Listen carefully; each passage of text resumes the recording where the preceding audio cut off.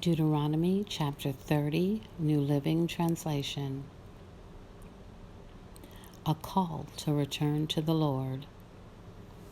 In the future, when you experience these blessings and curses I have listed for you, and when you are living among the nations to which the Lord your God has exalted you, take to heart all these instructions.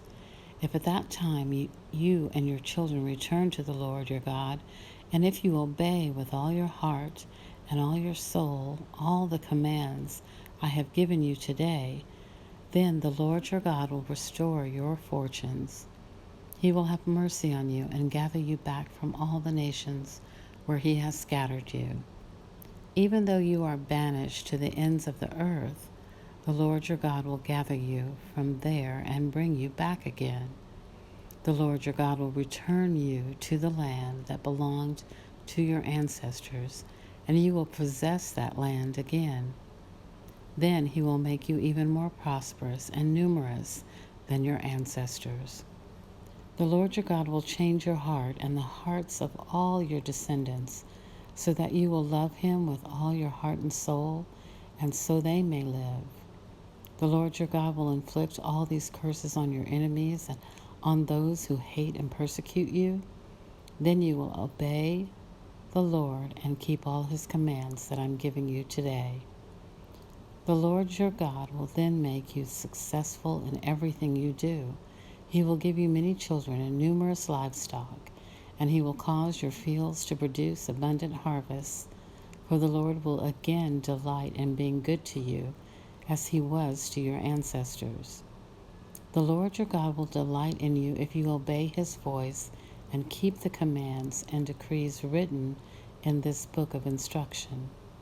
And if you turn to the Lord your God with all your heart and soul, the choice of life or death. This command I'm giving you today is not too difficult for you, and it is not beyond your reach. It is not kept in heaven, so distant that you must ask, who will go up to heaven and bring it down so we can hear it and obey? It is not kept beyond the sea, so far away that you must ask, who will cross the sea to bring it to us so we can hear it and obey? No, the message is very close at hand. It is on your lips and in your heart so that you can obey it. Now listen. Today I'm giving you a choice between life and death, between prosperity and disaster. For I command you this day to love the Lord your God and to keep his commands, decrees, and regulations by walking in his ways. If you do this, you will live and multiply, and the Lord your God will bless you and the land you are about to enter and occupy.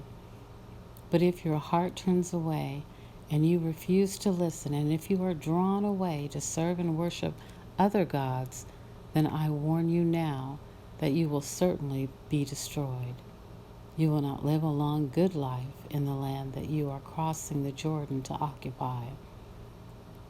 Today I have given you the choice between life and death, between blessings and curses. Now I call on heaven and earth to witness the choice you make. Oh, that you would choose life, so that you and your descendants might live.